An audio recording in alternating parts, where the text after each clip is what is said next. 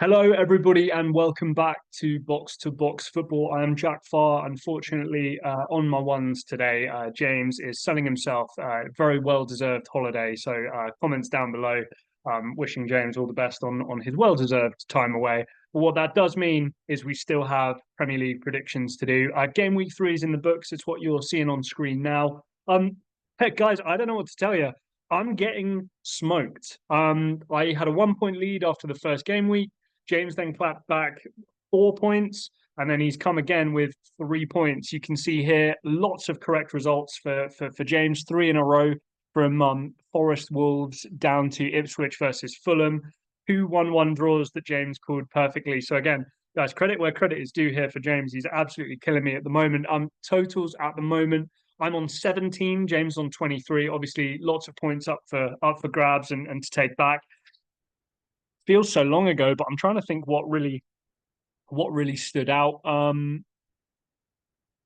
Nothing too crazy. I mean, if you look at this kind of results column in here from the games, no major kind of results that were crazy upsets. I mean, Arsenal Brighton was a bit mad, and I guess just to give my 2 cents on the Declan Rice situation, I think Declan Rice should have been sent off. I think that's fine.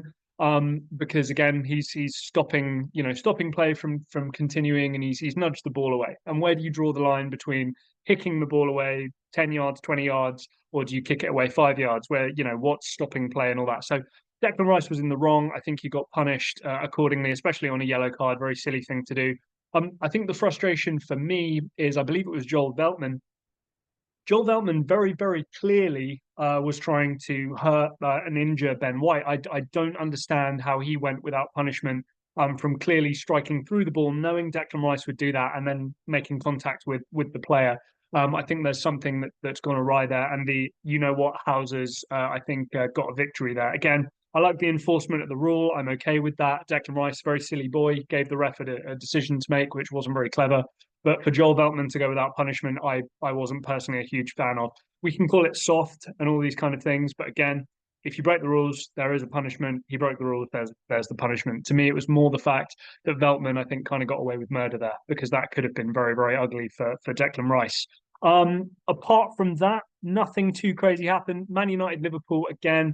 I thought it would be a much closer game, especially given last season's results. And obviously, James and I really thought Chelsea would do a number on Palace. So credit where credit's due for them holding out for a draw in that one.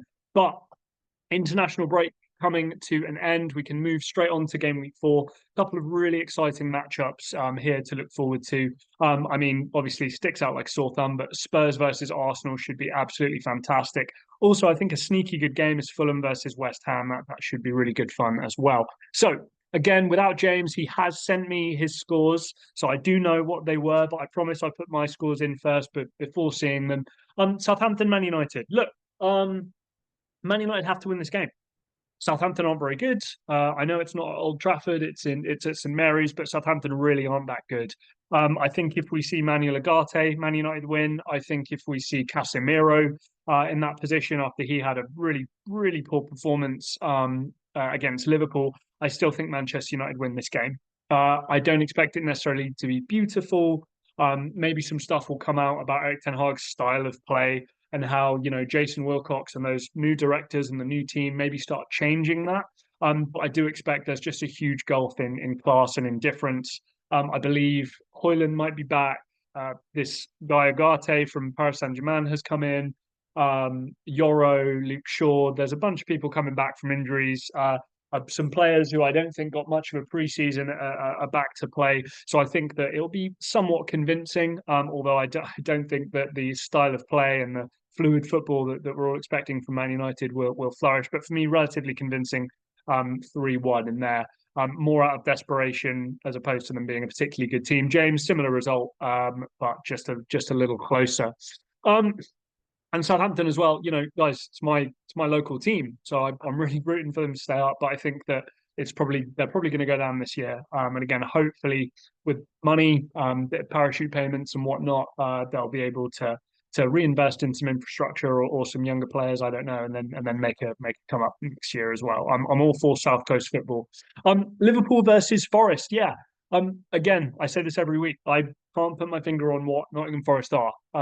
They do have a good selection of players. I do like kind of the squad depth and the players there, the competition, the likes of somebody like Morgan Gibbs White, for example. But Liverpool, again, we know what this team are. These guys know each other very well at this point. Obviously, rumours have come out recently about the likes of Salah, Van Dijk, and Trent all leaving at the same time, which would be a real gut punch to Liverpool in terms of the replacements. But I think Arne Slot's just keeping things ticking over. I don't think he's turning up any trees. We saw in his post-match analysis on the Liverpool game, Liverpool Man United game, I should say, that he exposed a weakness that Manchester United had and exposed it to great reward. So we're dealing with a very competent manager here with a good team, and I think if he was going to try and turn up any trees and sell a bunch of players because they're not his style of players and start implementing something that's really not very him or not very Liverpool, I think it could have been a problem. But it seems to me he's coming very, very humble. He's not trying to create too much media scrutiny or press or anything like that, positively or negatively. He's not trying to be Jurgen Klopp. He's trying to be himself, and I just think that's going to hold him in really good stead. So I give him a lot of credit for his start. Pretty convincing 2-0 win. Again, I think that Forest might be tricky to break down initially. I can see them. Maybe they score late in the first half, but for me, I think maybe early second half Liverpool score and then just patch on the end. James, I would assume, is expecting a slightly earlier goal, but I don't expect too much of a threat from Nottingham Forest, especially at Anfield. So different scores for me and James, but still the same results here. Right, Man City, Brentford. Yeah, look, guys, Man City are brilliant. Erling Haaland can't stop scoring. I think he's averaging more than 2 goals a game, which is absolutely madness. He's really got a point to prove. Man City will continue to get players fitter, coming back, like I mentioned, with the Manchester United game. I think a lot of their guys who struggled for a preseason or played a lot of football last season and really, really kind of deserved the break, some of those guys will be coming back. So I think that makes a huge difference. And yeah, Brentford, okay, are you going to miss a guy like Ivan Toney? Of course you are. Credit to him securing the bag in Saudi Arabia. Good for him. But I think Brentford will still be able to figure it out this season. I've always said, and maybe my opinion will start to change, in terms of squad quality, I think Brentford should be a team that potentially gets relegated every year. But I think Thomas Frank does such a good job. The recruitment is so brilliant, and Brian Mbeumo is a great player. Got a couple of other guys around them who are very, very capable. This is just a step too far. Going away to the Etihad, very, very challenging, and I think Man City will just clean house. But I think Brentford will be fine this season. James as well, giving Brentford credit for a goal. I'm going to say they've got a clean sheet. Fulham West Ham. This is a total cop out for me. 2-1, and purely based on the fact that Fulham are the home team. If this was at West Ham, I'd say 2-1 West Ham. James has gone for the 2-2 draw. Both these teams, I think, are incredibly similar. I think there's much more upside and positivity, let's say, on the West Ham side going forward with the squad and the team that they've created, Lopetegui. But I think Marco Silva's done a fantastic job. Excuse me, a couple of really, really smart signings in there as well. So for me, these are two very, very evenly matched teams. The 2-1 for me is just the home advantage. It's all I'm going for, plain and simple. And again, for James, it looks like maybe he's taken they're too tight to go for it. But again, when James picks a draw, usually ends up being a draw. So keep an eye on that one for you gamblers, you degenerates out there. Moving on to Palace versus Leicester. Yeah, look, I think 2-0. I think Palace have been underwhelming, given the preseason hype that a lot of people, me included, were giving them. I think Ismail Assar will prove to be a good signing long term. Keeping Eze, I think, was good. Mateta as well, once he starts getting rolling and getting firing, very, very strong. And yeah, look, I think it'll be relatively routine. I don't put a massive amount of stock in Leicester this season. I do appreciate a couple of throwback things like seeing Jamie Vardy pop up on my timeline or on my television screen and watching him play. But again, especially at Palace, I think it's a real challenge. James didn't give me any notes on this one, but it looks like he has a sneaking suspicion that Leicester might be able to sneak this one 2-1. So again, big disagreement there for me and James. Brighton versus Ipswich. 4-1 for me, for Brighton. I think Brighton are the better team. I like what this new kind of young manager is doing to the team. Again, their recruitment, similarly to Brentford, is absolutely exceptional. A bunch of players you've never heard of for no fees. who end up being absolutely fantastic players. So credit where credit is due to the Brighton recruitment team there. And again, Ipswich, yeah, look, it's going to be a real challenge. They need to shock teams at home. I think that's where they're gonna kind of get their points from. And again, trying to be hard to beat away from home is all well and good, but you've got a team like Brighton who can be patient, who can be technical, who can play in small spaces. Unfortunately, I just think that means that they carve you open a few times, and they've got the players who can finish. So 4-1 for me. I do think Ipswich might grab them on the break once, or maybe get lucky from a set piece. But to me, very very convincing for Brighton. Not a very good matchup for a team like Ipswich. James, much the same, but with the clean sheet. Villa Everton. But I think James could be absolutely right here. It could be 4-0. Villa, the far better team. They're at home. For me, I just look at Sean Dyche, hard, defensive. To me, I'm not going to lie to you, Villa Everton and Liverpool Forest are actually two very, very similar games, in my opinion. I just think that it's going to be a team that very, very clearly will win and be most likely to win. But how much of a pain in the neck can the away team be, stopping them from scoring? Now, for me, I see both of these games, maybe there being a goal early second half, kind of ground down. The away team then has to kind of come out, a bit more space, and then they can kill them with the second goal. That would just be my prediction. James has gone a little stronger with both of those games, giving them more credit probably for some first half goals for each of these teams, both of which they're capable of. I'm going to say that both teams will be able to sit in, be defensive, be frustrating, be annoying, and then maybe provide some of their own offense on the counter attack. But I think can't see any team but Villa winning that game. Bournemouth versus Chelsea. Awkward one, I think. Very awkward one because I think Bournemouth can be a difficult team to play against.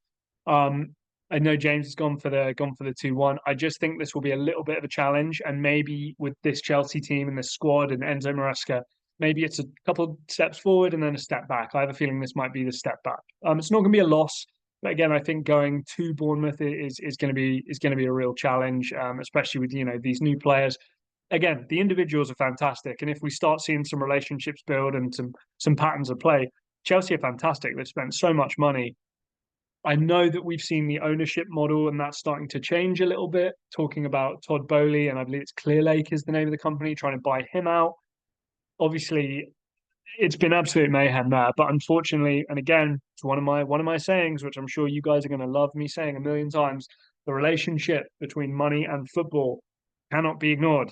Happens every single time. The more money you spend on wages, the more money you spend on transfers, it does relate to the success that you have.